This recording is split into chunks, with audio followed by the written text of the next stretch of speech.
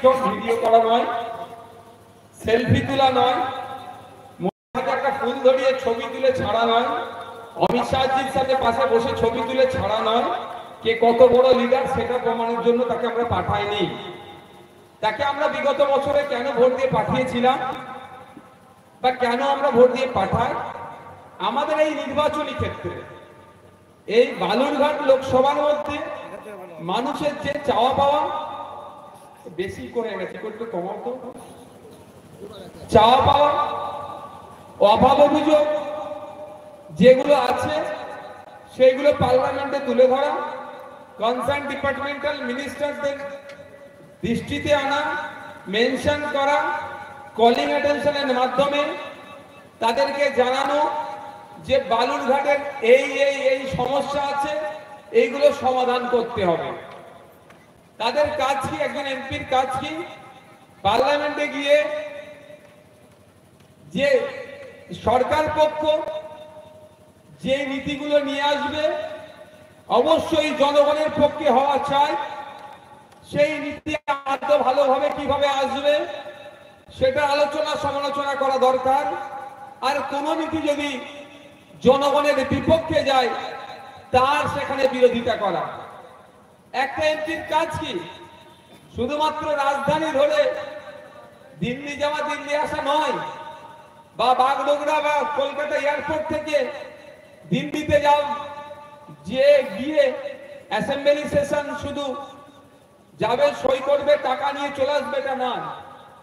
একটা এমপির কাজ হচ্ছে যদি কোনো বিল জনগণের বিপক্ষে যায়, আপনার আমার অর্থাৎ নাগরিকের বিপক্ষে যায়, আমাদের কাজ কি হবে, আমরা যারা এই 16 লক্ষ 15 লক্ষের মধ্যে একজনকে যে জনপ্রতিনিধি করেছি তার মাধ্যমে প্রতিবাদ করব। ওখানে যেমন উদাহরণের জন্য দুটো দিতে পারি।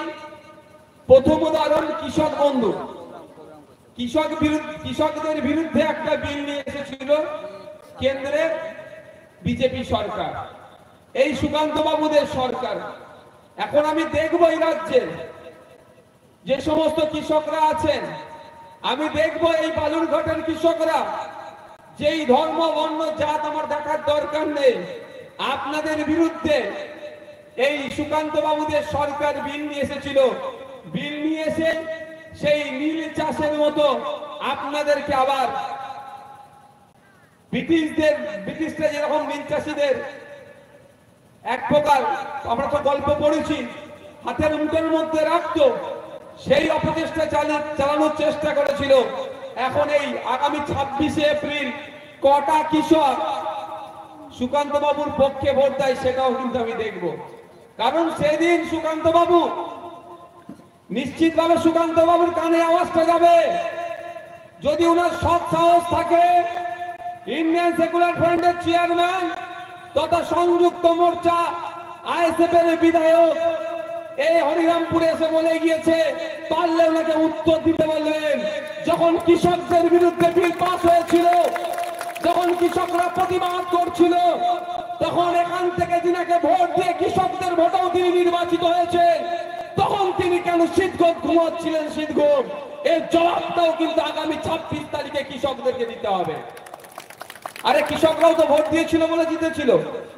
কৃষকদের বিরুদ্ধে বিল পাস হচ্ছিল, তখন উনি কি শীতঘুম ঘুমাচ্ছিলেন? তো এবার ভোট আসছে, ওনাকে জবাব দেবেন তো নাকি ভাই? কৃষকরা দিতে হবে না? আমরা ভোট দিয়ে পাঠিয়েছিলাম, আমার বিরুদ্ধে বিল পাস হলে তুমি তার বিরোধিতা করবে। বিরোধিতা তো করেনি।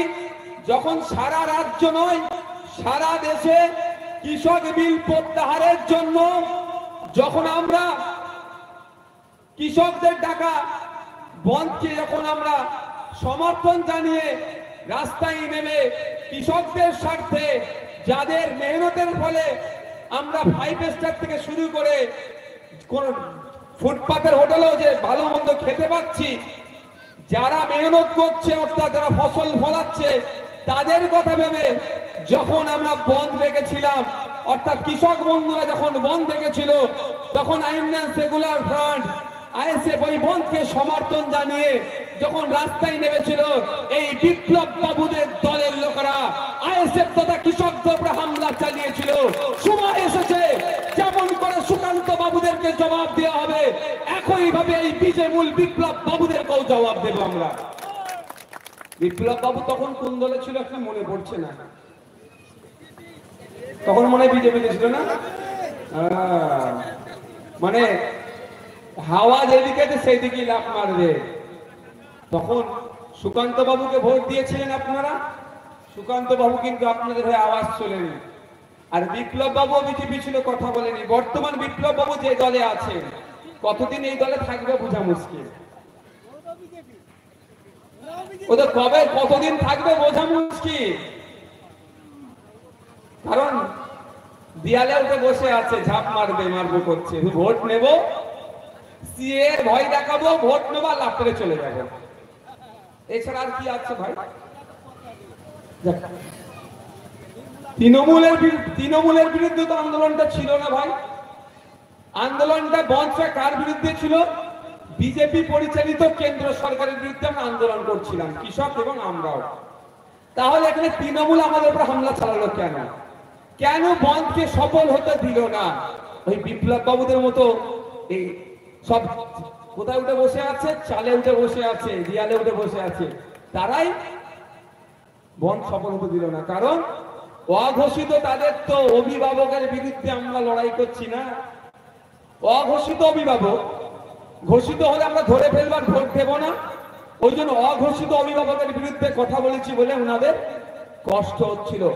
কৃষক বন্ধুদের প্রথম বলবো, এখানে যারা আছেন ম্যাক্সিমাম কৃষক তো, হ্যাঁ, বাজার দিয়ে আসছিলাম, দেখছিলাম আমার কৃষক বন্ধুরা অনেক ফল বিক্রি করছেন, মানে উৎপাদিত ফসল বিক্রি করছে, কিন্তু দুঃখ লাগে ফসলের ন্যায্য মূল্য পাচ্ছে না তারা।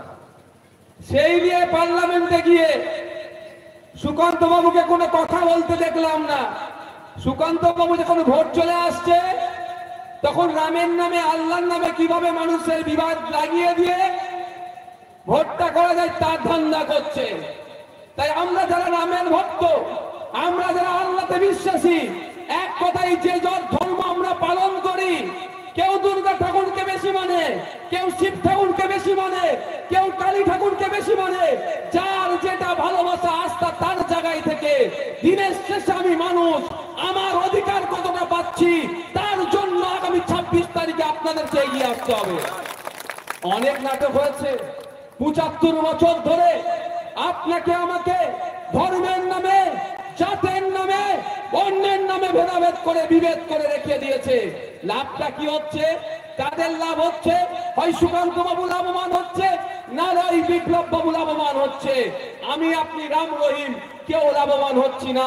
দিনের শেষে আপনি রাম, আপনি রহিম, আপনার ঘরের উনুনটা কিভাবে চলছে আপনি ভালো জানেন। আর দিকে সুকান্ত বাবু অ্যাসেট দেখেছেন, অ্যাসেট দেখেছেন, মানে হচ্ছে যখন এফিডেভিট দেয়, ভোটে যখন দাঁড়ায়, তখন কার কত সম্পত্তি, ছেলে পুলে বউ যা আছে, কার কত সম্পত্তি দিতে হয়। আমি যদি মিথ্যে কথা বলি, এক্ষুনি গুগলে গিয়ে সার্চ করলে পেয়ে যাবেন, পিডিএফ পাবেন। 2019 সালে সুকান্ত বাবু যে অ্যাসেটের পরিমাণ ছিল, আর 2024 উনি আবার জমা দিয়েছেন, দুটো মিলিয়ে দেখবেন আকাশ পাতাল তফাৎ হয়ে গেছে। রকেটের গতিতে সম্পত্তি বেড়েছে। আর আপনার পাশের বাড়ির গ্রাম কাকুর অবস্থা দেখুন, 2019 সালের আগে তিনি যে অবস্থায় ছিলেন, 2024-এ তার থেকেও খারাপ অবস্থায় চলে গেছে। আর ওরা ধর্মের নামে ভোট চাইছে। সময় এসেছে ধর্ম, বর্ণ, জাত নির্বিশেষে মানুষকে ঐক্যবদ্ধ হতে হবে, আওয়াজ তুলতে হবে। আমি কৃষক, মাস গেলে কেন আমার 7,000 টাকা নিচে ইনকাম, মাস গেলে যেন 15,000 ইনকাম হয়, এই পলিসি যারা নিয়ে আসবে তাদেরকেই আমরা ভোট দেব।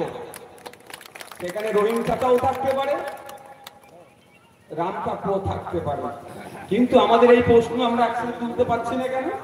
ওই তো ধর্মের নামে আমাদেরকে ভাগ করে রেখেছে। যে যে চোপটা খাবে তাকে দেবে সেই চোপটা। তাই সময় এসেছে বিপ্লব বাবুর কথা একটু আসা যাক। আচ্ছা, আপনারা বুকে হাত দিয়ে বলতে পারবেন বিপ্লব বাবু ভোট নিয়ে জিততে তো পারবে না, সুকান্ত বাবু এবারে হারছে, এই আমি বিপ্লব বাবুর কাছেই আসি, বিপ্লব বাবু ভোট নিয়ে আগামী দিনে বিজেপিতে চলে যাবে না, কেউ বুকে হাত দিয়ে বলতে পারবেন? একজন বলতে পারবেন যে উনি তৃণমূলই থাকবেন? কারণ হচ্ছে উনি যেই দিকে যখন হাওয়া উঠে সেই দিকে লাফ মারে। তো যখন আপনার ভোট সুরক্ষিত থাকবে না, সেই জায়গায় ভোট দিয়ে কিছু লাভ হবে? প্রথম কথা তো সুকান্ত বাবুকে দেওয়াই যাবে না। কারণ হচ্ছে সুকান্ত বাবুকে 5 বছরের জন্য আমরা সুযোগ দিয়েছিলাম। হ্যাঁ, আপনারা সুযোগ দিয়েছেন। আপনারা না সুযোগ দিলে উনি পার্লামেন্টে যেতে পারতেন না। আপনারাই ভোট দিয়েছেন। আপনারা ভোট দিয়ে পাঠিয়ে কি পেয়েছেন? দিনের শেষে নিট ফল শূন্য। ওই কটা ভালো ভালো ডিএসএলআর ক্যামেরা দিয়ে আইফোন দিয়ে ছবি দেখতে পেয়েছি। কিসে? দেশের প্রধানমন্ত্রীকে ফুল দিচ্ছে, ওই কটা ভালো ছবি দেখেছি। দেশের স্বরাষ্ট্রমন্ত্রীকে বড় গোলাপ ফুল দিচ্ছে, এই ছবি দেখতে পেয়েছি। তাছাড়া গোপাল ভাঁড়ের তার একটা ইতিহাস আছে। গোপাল ভাঁড়ও তাও কিছু মতো ওদের বাচ্চা ছেলেরা বা আমরাও একটা সময় অব্দি পড়েছি, হেসেছি, গল্পটা শুনেছি বা বাস্তবে পড়েছি, কার্টুন করেও তো মার্কেটে চলেছে। তার থেকেও খারাপ অবস্থা করেছেন উনি পার্লামেন্টে। উনার উপস্থিতি কত জিজ্ঞাসা করবে? মাইকের আওয়াজ যাচ্ছে তো? সুকান্ত বাবুর ভালোবাসার লোকেদের কেন যাচ্ছে? তাদের উদ্দেশ্যে বলছি, রাগ করবেন না, ঠান্ডা মাথায় প্রশ্নগুলো শুনুন। আগামী দিনে সুকান্ত বাবু এখানে প্রোগ্রাম করতে আসলে আপনারা সুকান্ত বাবুকে বলবেন, বলে উত্তরগুলো অন্তত দিতে বলবেন। পার্লামেন্টে কতদিন তিনি উপস্থিত ছিলেন খোঁজ নিলে দেখা যাবে। 100 দিনের মধ্যে হয়তো 50 দিন ছিল, কি ছিল না, খোঁজ নিলে দেখতে পাবেন। আমি যদি মিথ্যে কথা বলি, এখন হাতে সবার অ্যান্ড্রয়েড সেট আছে, গুগলে সার্চ করবেন, সব আপডেট পেয়ে যাবেন, ডেটা পেয়ে যাবেন। তাহলে লাভটা কি আমার? যাকে পার্লামেন্টে আমি পাঠাবো সে আমার হয়ে যদি না কথা বলে, তাহলে আমার লাভটা কি হবে? যাকে পার্লামেন্টে পাঠাবো আজকে তৃণমূলের ঝান্ডাতে আছে, কালকে বিজেপি ঝান্ডাতে চলে যেতে পারে। এইরকম সন্দেহভাজন লোককে পাঠিয়ে লাভটা কি হবে? সেই জন্য আপনাদের সামনে আমরা নিয়ে এসেছি আপনাদের এলাকার সন্তান, কৃতি সন্তান, রায়গঞ্জ ইউনিভার্সিটির তিনি একজন স্বনামধন্য অধ্যাপক ডক্টর মুজাম্মেল সাহেবকে আপনাদের সামনে নিয়ে এসেছি। আমি আশা করব আগামী 26 তারিখ এনার পক্ষে থাম চিহ্নে ভোট দিয়ে বিপুল ভোটে জয়যুক্ত করে পার্লামেন্টে পাঠাবেন। পার্লামেন্টে গিয়ে এনার কাজটা কি হবে? ভিডিও ছবি তোলা, সেলফি তোলা এনার কাজ নয়। এনার কাজটা হচ্ছে এই বালুরঘাট লোকসভার মানুষের চাওয়া পাওয়া, অভাব অভিযোগ যেগুলো আছে উত্থাপন করা। এনার কাজটা কি হবে? যে বিলগুলো আসবে সেই বিলের উপরে সমালোচনা করা, আলোচনা করা। জনগণের পক্ষে বিল আসলে আরো বেটার কিভাবে করা যায় সেই বিষয়ে মতামত প্রদান করবে। আর জনগণের বিপক্ষে যদি আসে সেখানে তিনি চুপ থাকবেন না, তার বিরোধিতা করবেন বলিষ্ঠ কণ্ঠে। বন্ধুগণ আপনারা আছেন, আপনাদের উদ্দেশ্যে বলবো, কোটা বাজে দেখো তো, ছোট করে দিন নাকি? কারো অসুবিধা হচ্ছে না? কারো অসুবিধা হচ্ছে না তো? রাগ হলে হবে, কিছু করার নেই, একটু আপনাদের জানতে হবে। হ্যাঁ, আপনাদের উদ্দেশ্যে বলি, শুনলে অবাক হবেন না, বাস্তব বলছি। আমরা যারা এখানে বসে আছি 17 বার আমার দাদু, আমার বাবা, আমরা ভোট দিয়ে এই বালুরঘাট থেকে একটা প্রতিনিধি পার্লামেন্টের মধ্যে পাঠিয়েছি। ইতিপূর্বে 17 বার আমরা পাঠিয়েছি। আমরা শুধু পাঠাতেই থাকলাম, আর একটা কোনো নির্দিষ্ট দল থেকে নয়, একাধিক দলের পক্ষ থেকে আমরা পার্লামেন্টে পাঠালাম। তারা রাজধানীতে গেছে, শতাব্দীতে গেছে, ফ্লাইটে দিল্লি এলো, কিন্তু যে জন্য আমরা পাঠালাম বা যারা পাঠালো তাদের অবস্থার ডেভেলপমেন্ট হলো, তাদের অবস্থার উন্নতি হলো? উন্নতি তো দূরের কথা, অবনতি হয়ে যাচ্ছে ক্রমশ। তাই বলবো সময় এসেছে, আর ভাবার দরকার নয়।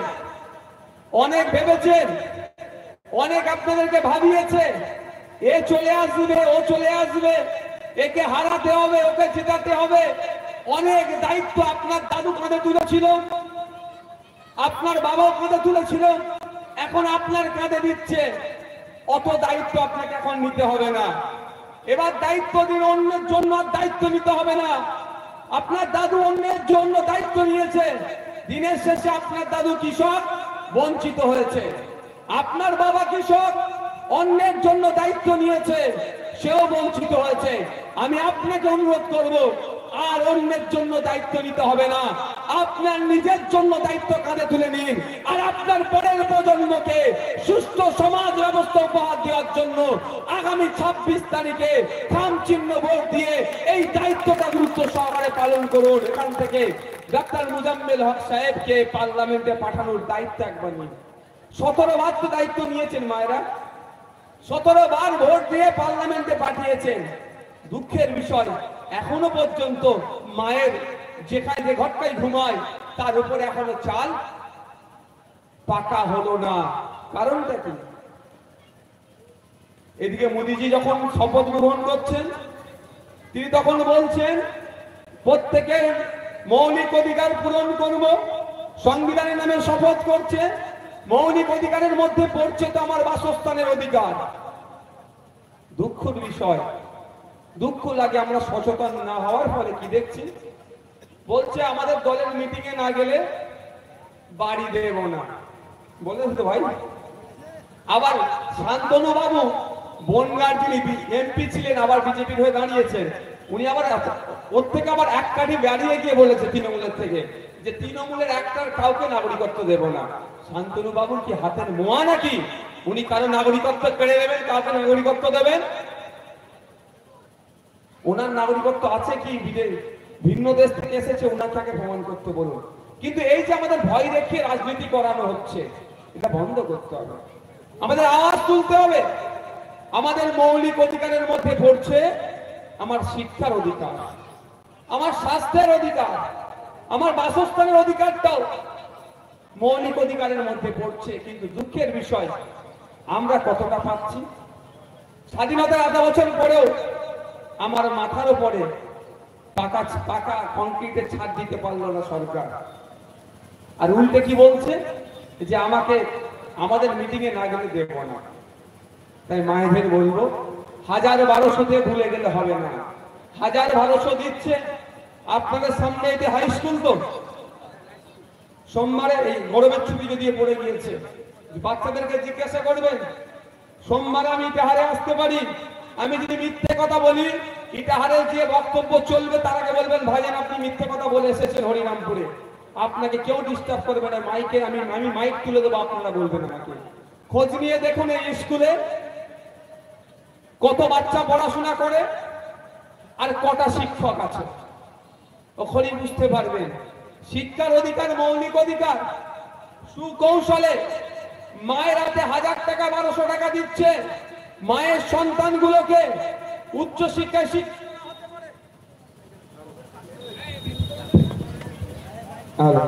মায়ের সন্তান উচ্চ শিক্ষায় শিক্ষিত না হতে পারে।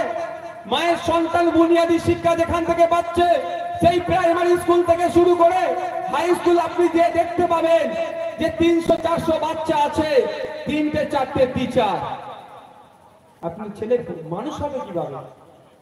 এই মৌলিক অধিকারের কথা আমরা বলছি। মায়েদের বলবো, 1000-1200 কথা ভুলে গেলে চলবে না। আওয়াজ তুলুন, যে এই ভোটটা সরকারের বিপক্ষে দিন। এই সরকারের বিপক্ষে ভোট দিলে দায়িত্ব নিয়ে বলতে পারি, সরকার তখন আপনার জবাব অভিযোগটা মনোযোগ সহকারে শুনবে। প্রাইমারি থেকে শুরু করে হাই স্কুল বা কোনো কলেজ পর্যন্ত ছাত্রদের নিরিখে শিক্ষকের ব্যবস্থা করতে বাধ্য হবে। আপনাদেরকে বাধ্য করাতে হবে। আপনাদের এখানে লোকাল হসপিটাল কোথায়? ব্লক হসপিটাল, হ্যাঁ, হরিরামপুর ব্লক হসপিটাল। আমি বলবো না, কালকে গিয়ে ট্রাই করে দেখে নিতে পারেন। এক্স-রে করতে যাবেন, হয়তো এক্স-রে মেশিন আছে, বলবে টেকনিশিয়ান নাই। আর যদি এক্স-রে মেশিন থাকে, রিপোর্ট প্রিন্ট করার জন্য সেই পেপারটাও নাই।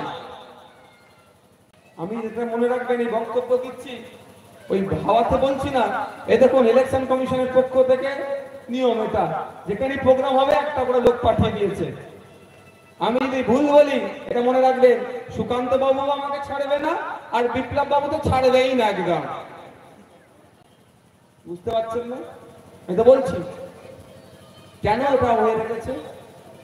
এটা তো আমাদের অধিকার। আমাকে 1000 টাকা 1200 টাকা মায়ের হাতে ধরাচ্ছেন, ওই মায়ের পরিবারের যদি কারো এখন স্বাস্থ্য পরিষেবা নেওয়ার প্রয়োজন হয়, সে লোকাল হসপিটালে গেলে হসপিটালে ট্রিটমেন্ট পাবে তো? পাচ্ছে না। ওর পরিবর্তে কোথায় যেতে হচ্ছে? বেসরকারি হসপিটালে, যেখানে গিয়ে 10,000 12,000 20,000 টাকাও বিল হয়ে যাচ্ছে। এর বিরুদ্ধে আমরা লড়াই করছি। আমাদের বক্তব্য 1000-1200টা পরে হবে, আগে স্কুলে শিক্ষক দিন। আমাদের দাবি 1000-1200 পরে হবে, আগে হসপিটালগুলোতে পর্যাপ্ত পরিমাণে ডক্টর থেকে শুরু করে, নার্স থেকে শুরু করে, মেডিসিন থেকে শুরু করে আরো চিকিৎসার আনুষঙ্গিক যেগুলো আছে তার ব্যবস্থা করুন। সেই জন্যই আমাদের উপর এত রাগ হয়ে যাচ্ছে। বন্ধুগণ, আগামী দিনে আসবো, আবার সময় হলে আপনাদের কাছে আসবো, তবে এখন সময় স্বল্প। আপনাদেরকে একটা কথা বলি, আপনারা ভেবে চিন্তে আপনাদের মূল্যবান ভোটটি ঠিক জায়গায় দিন। একটা কেন্দ্রের বিভাজনের সরকার চলছে, মানুষে মানুষে বিভাজন করার চেষ্টা করছে। আমরা দীর্ঘ স্বাধীনতার আগে থেকে হিন্দু মুসলমান জৈন খ্রিস্টান জাত ধর্ম নির্বিশেষে একসাথে বসবাস করেছি। আর এখন 2014 থেকে যে সরকার কেন্দ্রে চলছে, সেই সরকার সুকৌশলে আমাদের মধ্যে ভেদাভেদ করার চেষ্টা করছে। তাই সময় আমাদেরকে ঐক্যবদ্ধ হয়ে এই কেন্দ্রের বিজেপি সরকারের বিরুদ্ধে যেমন ভোট দিতে হবে, ঠিক একই ভাবে আমরাও কিন্তু এই তৃণমূলের তোষণের নামে যে শোষণ করছে এই সরকারকেও কিন্তু আমরা উৎখাত করা থেকে আমরা পিছপা হব না, এই সরকারকে উৎখাত করতে হবে।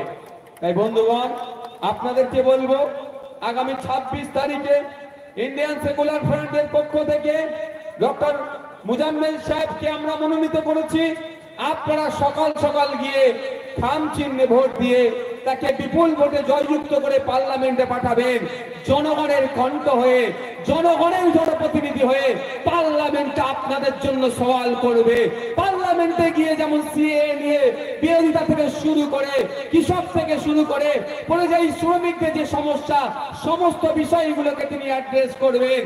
এক কথায় আপনাদের যে সমস্যাগুলো পার্লামেন্টে গিয়ে তুলে ধরবেন, সেখান থেকে সমস্যা সমাধান করার সাথে সাথে একটা এমপির 1 বছরে 5 কোটি টাকা পায়, তার এলাকার উন্নয়নের জন্য 5 বছরে 25 কোটি টাকা প্রকৃত অর্থে কোনো কাটমানি ছাড়াই যাতে উন্নয়ন করা যায়, এবং তারও বেশি করে কেন্দ্রীয় প্রজেক্ট যাতে বালুরঘাটে আনা যায়, তার জন্য তিনি বলিষ্ঠ কণ্ঠে পার্লামেন্টে গিয়ে আওয়াজ তুলবেন। আপনাদের হাতে ডিসাইড করবেন, আপনাদের হাতে সর্বোচ্চ পাওয়ার। মোদিজি বলেন না নাকি উনি চা বিক্রেতা, কোথায় চা বিক্রি করেছেন উনি, আর ওনার চা কে খেয়েছে পৃথিবীতে খুঁজে পাওয়া যায় না। ঠিক আমাদের রাজ্যের মুখ্যমন্ত্রী কোন ইউনিভার্সিটি থেকে পিএইচডি ডিগ্রি পেয়েছেন, ঠিক যেমন খুঁজে পাওয়া যায় না, ঠিক মোদিজি কোন দোকানে চা বিক্রি করতেন, বা ওনার হাতের চা কে খেয়েছে, বা উনি কোথায় বিক্রি করতেন, সেটাও খুঁজে পাওয়া যায় না। কিন্তু ওই প্রসঙ্গে আমি আসছি না। আমার বক্তব্য হচ্ছে দেশের চালের চা, এটা একটা জিনিস কিন্তু অসত্য হলো, একটা জিনিস তো আপনাকে মানতে হবে যে চালাও দেশের প্রধানমন্ত্রী হতে পারে। কিভাবে হলো? আপনি আমি আমরা আপনার মধ্যে কেউ ভোট দিয়েছে বলেই তো হয়েছে। এটা একটা জায়গায় তো আমরা নিশ্চিত হতে পারি, আমার দেশের প্রধানমন্ত্রীর সিটে কে বসবে ওটা আপনি ঠিক করতে পারেন। সে একজন চাওয়ালা হতে পারে, একজন প্রফেসর হতে পারে, একজন ডক্টরও হতে পারে, একজন অ্যাডমিনিস্ট্রেটিভ লেভেলে চাকরি করতেন, তিনি ছেড়ে দিয়ে তিনি কন্টেস্ট করে, তাহলে আপনার হাতে সেই ক্ষমতাটা দেওয়া আছে দেশের প্রধানমন্ত্রী কি হবে, অর্থাৎ ভোটিং পাওয়ার। তো আপনার হাতে যখন ভোটের পাওয়ারটা দিয়েছে, আপনি সেটাকে যথাযথভাবে ইউজ করুন। আপনাদের কাছে অনুরোধ করব, কোনো প্ররোচনায় পা দেওয়ার দরকার নয়, কোনো লোভের কাছে আত্মসমর্পণ করার দরকার নয়। আপনারা সকাল সকাল গিয়ে থাম চিহ্নে ভোটটা দিয়ে দেবেন। একটা কথা শুনছিলাম, তার আগে একটা কথা বলি, ওটা বলবো, এখানে হুমকি দিচ্ছে আমাদের ছেলেদেরকে। একটা কথা বলি, বিজেপির 42টা প্রার্থী দিয়েছে, তৃণমূলও 42টা প্রার্থী দিয়েছে। বিজেপিকে ভোট দেওয়ার কোনো প্রশ্ন আসছে না, বিজেপির কথা ছেড়ে দিলাম। আসা যাক তৃণমূলের কথা। আপনি দ্বিতীয় প্রোগ্রামে চলে যান তাহলে নাকি না একসাথে যাবেন? বিজেপির 42টা প্রার্থী আছে, তৃণমূলেরও আছে। আমি একটা চ্যালেঞ্জ করেছিলাম আজ থেকে 10-15 দিন আগে। এই আমাদের সম্পর্কে বলা হচ্ছে না, আমরা নাকি অমুকের সুবিধা করতে এসেছি, তমুকের সুবিধা করতে এসেছি, এত কিছু বলছে। আমি একটা চ্যালেঞ্জ করেছিলাম, একটা বার্তা মমতা ব্যানার্জির কাছে দিয়েছিলাম। আমার বার্তাটা এটাই ছিল, আপনাদের আমি জানিয়ে রাখি যে মমতা ব্যানার্জি একটা লিখিত দিক, যে 42টা প্রার্থী উনি দাঁড় করিয়েছেন, ভোটে জেতার পরে বিজেপিতে যাবে না, এর লিখিত যদি উনি দিয়ে দেন, আমরা 17টা প্রার্থী দিয়েছি, সব তুলে নেব। বুঝতে পারছেন বাপেরা? মায়ের একটা শুনুন, বিজেপির ভয় দেখিয়ে আমাদের ভোটটা শুধু চুরি করার ধান্দা হচ্ছে। তৃণমূলের কাছে কোনো ইস্যু নাই, বিপ্লব বাবুদের কাছে কোনো ইস্যু নাই। বিপ্লব বাবু দেখবেন রাতের অন্ধকারে সুকান্ত বাবুকে গিয়ে বলে, এই সুকান্ত দা, তুমি সিএ এর একটু বেশি করে ভয় দেখাও, সিএ এর ভয় দেখালে তোমার হাতে একটা অংশের ভোট চলে যাবে, আর বাকি 30% আমি পকেটে পুরে নেবো, দুজনের দোকানটা ভালো করে চালাবো। এটা ছাড়া ওদের হাতে ইস্যু না। বিজেপির ভয় দেখানো ছাড়া আর কোনো ইস্যু আছে ভাই? যে কারণে ভোটটা তৃণমূলকে দিতে হবে, বিজেপি এসে যাবে। দেখ, আমাদের বিরুদ্ধে অনেক কথা বলে, এখনো পর্যন্ত কিন্তু মমতা দিদির দলের পক্ষ থেকে কোনো মেসেজ আমার কাছে আসেনি যে মমতা ব্যানার্জি দিদি বলেছেন যে ঠিক আছে আমি সই করে দিচ্ছি স্ট্যাম্প পেপারে, 42টা প্রার্থী একটাও বিজেপিতে যাবে না, তোমরা তাহলে এগুলোকে তুলে নাও। বুঝতে পারছেন? সাথে কিন্তু একটা কথা বলেছি আমি, সই তো আমি করে দেব, প্রার্থী তো তুলে নেব, কিন্তু শর্ত আমার একটা থাকবে। এই শর্ত ভয় আর যায়নি লিখে। শর্তটা কি? যদি কোনো প্রার্থী অর্থাৎ এমপি হয়ে বিজেপিতে চলে যায়, তাহলে কিন্তু আপনাকে মুখ্যমন্ত্রীর পদ থেকে পদত্যাগ করতে হবে, নতুন করে সারা রাজ্যে ভোট করাতে হবে। বুঝতে পারছেন কি বলেছি? উনি নিজের প্রতি তো কনফিডেন্স থাকতে পারে, নিজের পরিবারের প্রতি কতটা কনফিডেন্স আছে আমি বলবো না, যদি থাকতো তাহলে ত্যায্য ভাই করতো না। শুনেছেন না কদিন আগে একটা ভাইকে ত্যায্য করে দিয়েছে? তার দলের প্রতি কিভাবে থাকবে? আমরা বলে যাচ্ছি না, 2021 সালে বলেছিল আমাদের দলে বেশ কিছু মির্জাফর আছে, উনি বলেছিলেন। তো এই 42টার মধ্যে কটা অগ্নি চাঁদ, কটা ঘসেটি বেগম, কটা মির্জাফর আছে মমতা ব্যানার্জিও ভালো করে জানেন। শুধুমাত্র আমাদের ভোটটা লুট হবে, তাই ভেবে চিন্তে ভোট দেবেন। আপনারা দেখেছেন বিজেপি থেকে আসা বেশ কিছু বিধায়ককে টিকিট দিয়েছে তৃণমূল। কেন দিয়েছে? বা উনি বিজেপিটা কেন ছেড়ে এসেছেন? ওনার এমপি হওয়ার ইচ্ছে ছিল, এমপি টিকিট দেয়নি বলে তৃণমূলে চলে এসেছেন, বা এই কোনো লোক ছিল, তাদেরকে তৃণমূল আবার টিকিট দিয়েছে। ওই সমস্ত এমএলএ গুলোকে আবার যদি ভোটে জিতিয়ে আমরা পার্লামেন্টে পাঠাবার চিন্তা ভাবনা করি তৃণমূলের পক্ষ থেকে, ওরা জিতে যাওয়ার পরে তৃণমূলের থাকবে না, ক্ষমতা যেখানে বেশি সেই দিকে লাভ মারবে। একটু বলুন, ভালো লাগবে? যেদিকে ক্ষমতা বেশি, এরা তো 42 যদি হচ্ছে 42টাই পেয়ে যায়, নিশ্চিত ভাবে বিজেপি 42টার তো বেশি পাবে। এবারে মুখ থুবড়ে পড়বে, 43টা তো পাবে। এটা যদি 42 পেয়ে যায় তর্কের খাতিরে, তাহলে বিজেপি, আমি তর্কের খাতিরে ধরছি 43টা পাবে। 42-এর থেকে ক্ষমতা বেশি কাদের? 43-এর। লাভটা কোথায় মারবে? বিপ্লব বাবুর মতো 2021 সালের ওই সময়ের কথা ভুলে যাচ্ছি না আমরা, করবে। তাহলে ভোটটা কাকে দেবো আমরা? একটু মাথায় নিন। ও রাত্রেবেলা এসে মনি সাহেব টাইপের কিছু লোককে দিয়ে বোঝাবে আপনাদেরকে, এই একদম ভোট নষ্ট করবে না। 17 বার আমাদেরকে এই ধরনের বোঝানো হয়েছে। আমার দাদুরা ওদের কথাই, ওদের বোঝানোতে, ওদের কৌশলটাকে আমার দাদুরা ঠিক করে ধরতে পারেনি। সাদাসিধে মানুষ, গ্রামের মানুষ। আমার বাবাদেরকে বোঝানো হয়েছে ভোটের আগের দিনে রাত্রে এসে যে দাদা বিজেপি চলে আসবে, দাদা অমুক চলে আসবে, দাদা অমুককে হারাতে হবে, দাদা তমুককে জিতাতে হবে। যে কৌশলটা করেছিল আমার বাপেরাও সাদাসিধে মানুষ, অতটা বুঝতে পারেনি। আমরাও কি খুব চালাক না? এখন তো আমাদের হাতে অ্যান্ড্রয়েড সেট এসে গেছে, আমরা বোকা হলেও এই মোবাইল আমাকে চালাক বানিয়ে দিয়েছে। আমরা কি দেখছি, উনি বাবা ভালোবাসবো ভালোবাসবো ভালোবাসবো করছো তুমি, এসটি কোটায় চাকরি নন এসটিদের দিচ্ছ তুমি। তুমি বলছো দলিত ভাইদেরকে খুব ভালোবাসি, আমার আদিবাসী ভাইদেরকে প্রচুর ভালোবাসি। তো ভালোবাসার উদাহরণ স্বরূপ কি দেখবো আমরা?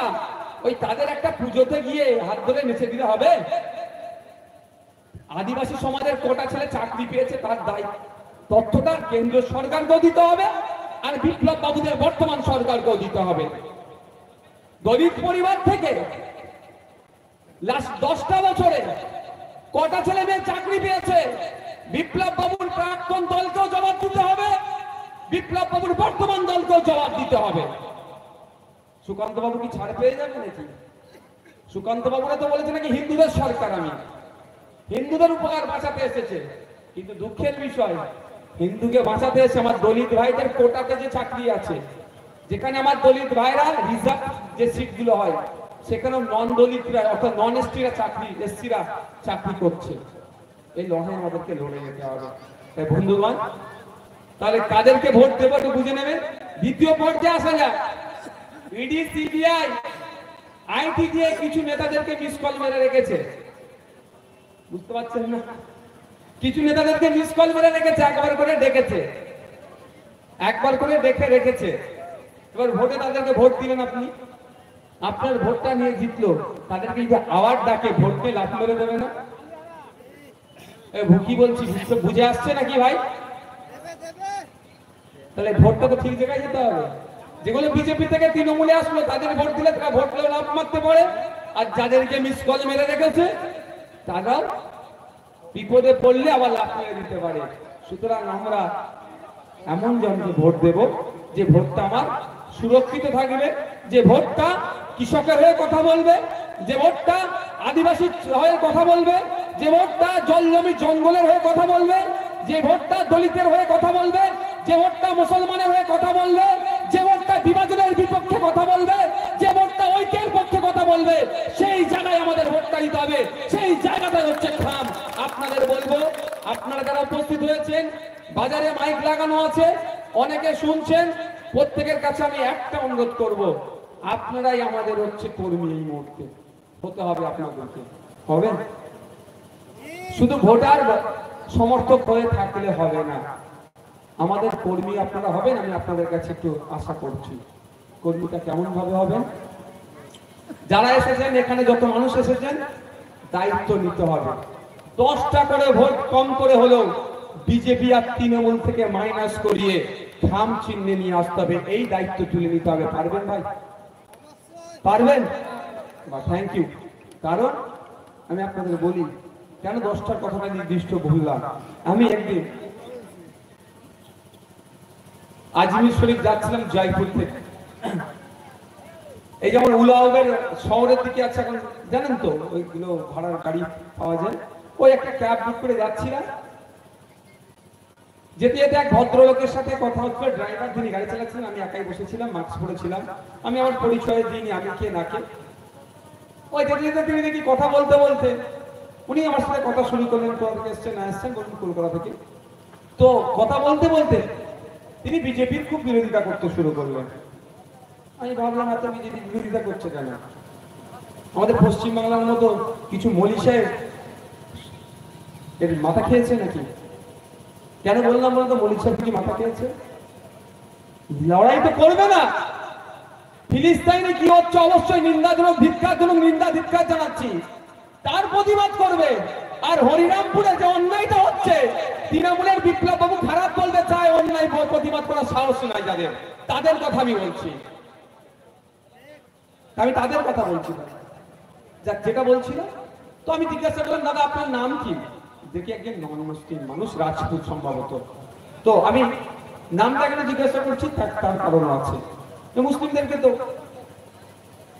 সব পাখি মাছ খায়, আর মাছ লাগার দোষা শুধু মাছ লাগার দিকে তাকিয়ে রেখে দিয়েছে। বাকি পাখিগুলো মাছ আমার পুকুর খালি করে দিচ্ছে, আমার হোশ নেই। আমাদেরকে নেট লাগাতে হবে।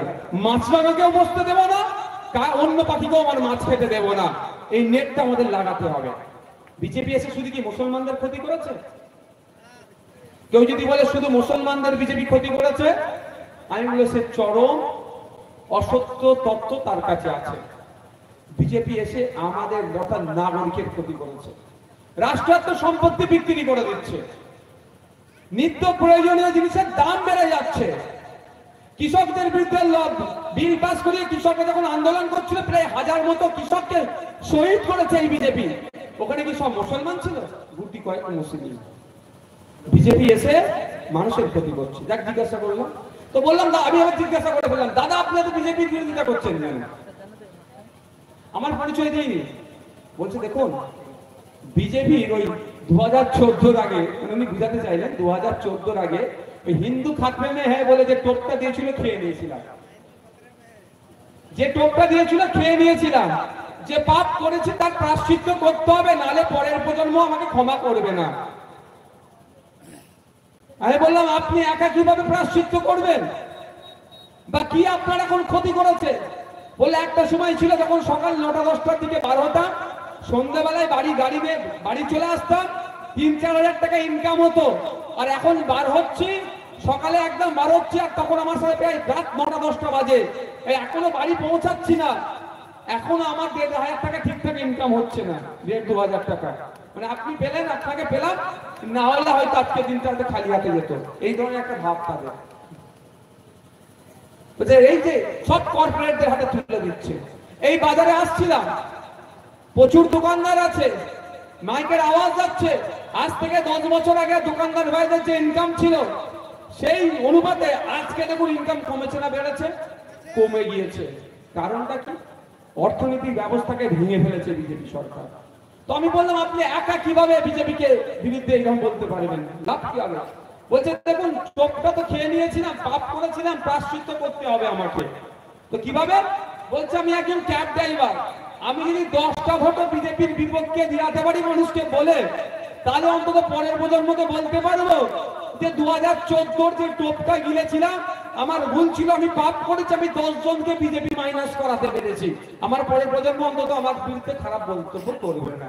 তো 2011 সালের আগে এখানে যারা বসে আছেন অনেককে কিন্তু 2011 সালের আগে টোপ খাওয়ানো হয়েছিল। ক্ষমতায় আসলে সাচার কমিটির সুপারিশ বাস্তবায়ন করব, ওয়াকফ প্রপার্টি উদ্ধার করে দেব, চাকরি দেব মুসলমানদেরকে, শিক্ষা ব্যবস্থায় আমূল পরিবর্তন হবে মুসলমানদের, স্বাস্থ্য পরিবর্তন হবে, অনেক কিছু হয়ে যাবে, মুসলমানরা একদম হেলিকপ্টার চড়ে ঘুরবে, এমন একটা ভাব দেখাচ্ছিল। কিন্তু দুঃখের বিষয় এই 2011 থেকে 2024 মধ্যখানে এই 13টা বছর ডেভেলপমেন্ট কিছু করেনি।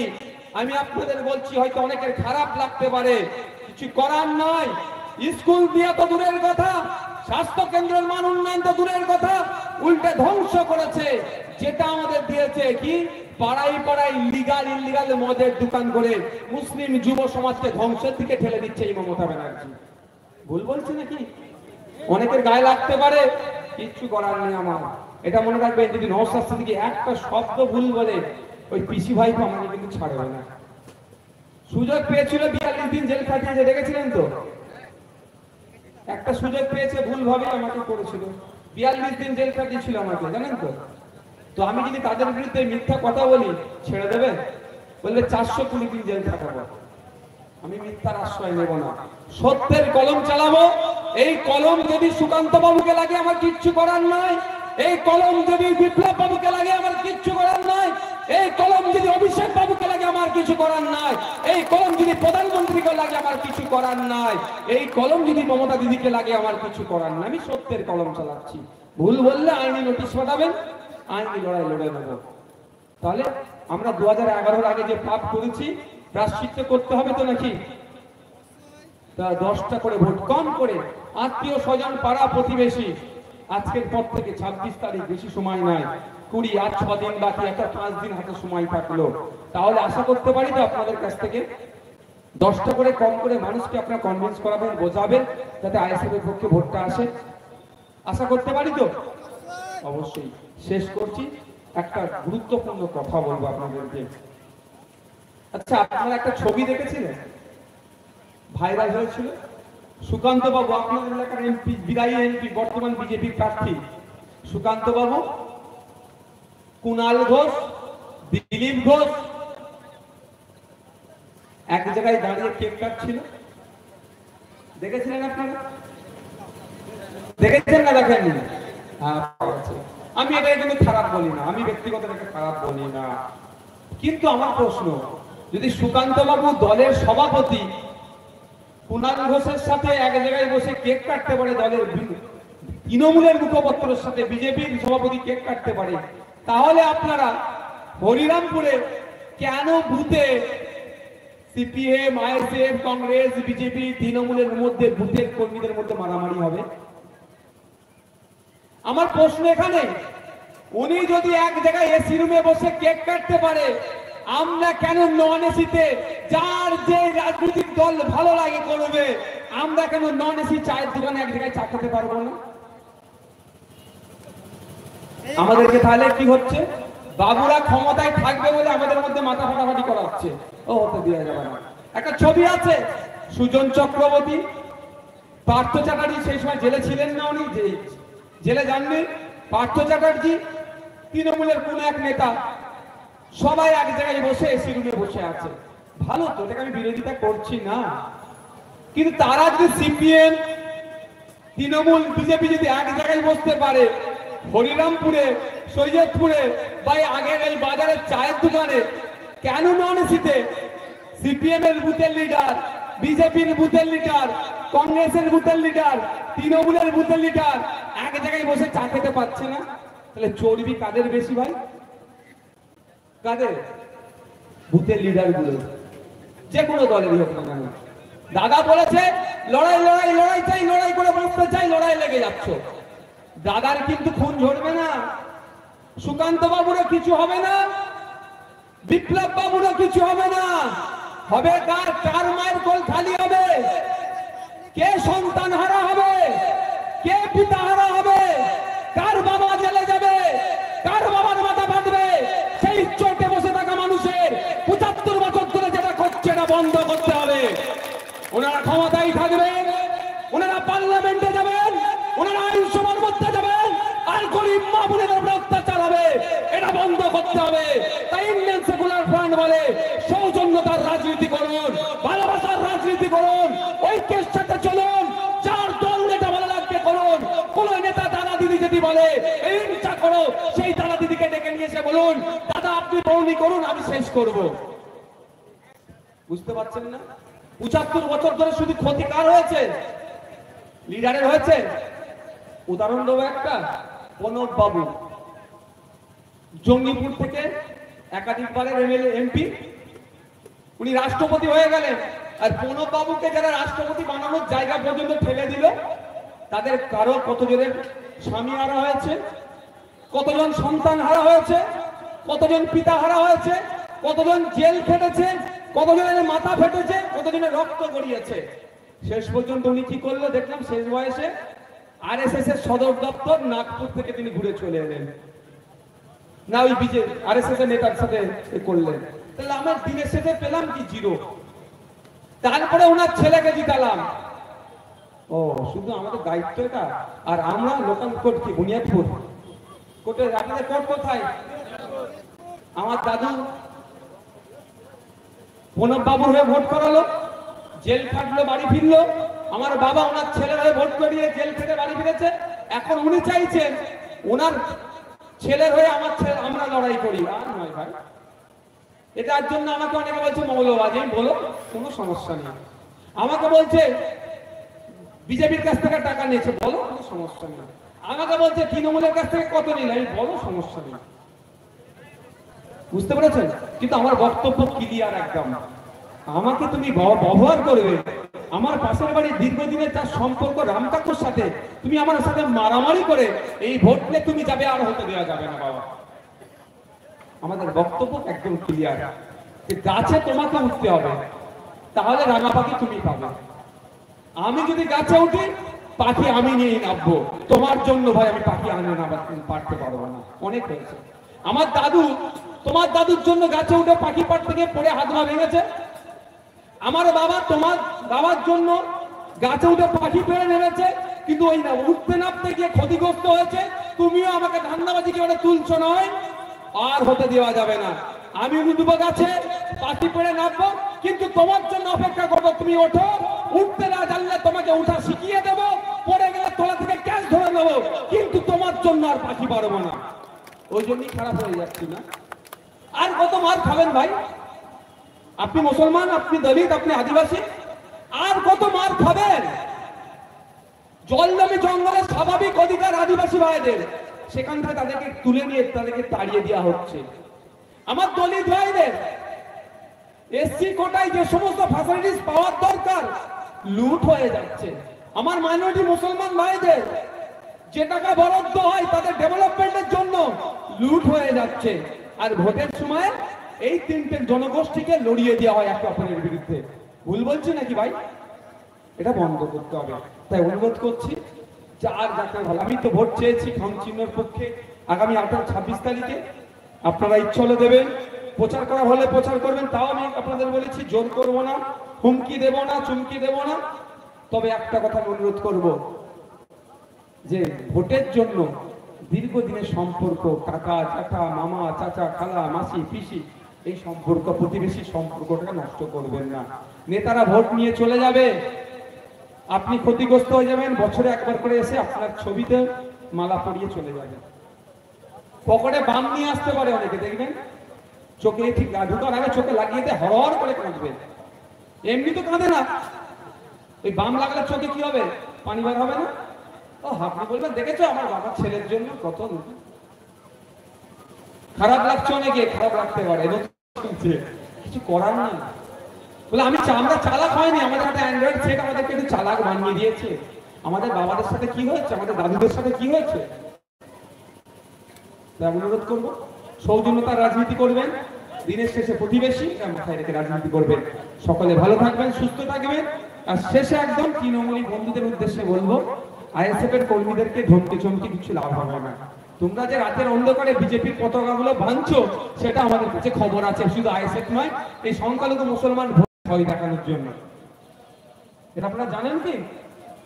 গত পরশুদিন আমাকে একটা সাংবাদিক বন্ধু কোশ্চেন করেছিল, বিজেপির পার্টি অফিস থেকে পতাকা চুরি হয়েছে, তৃণমূল অভিযুক্ত বলে।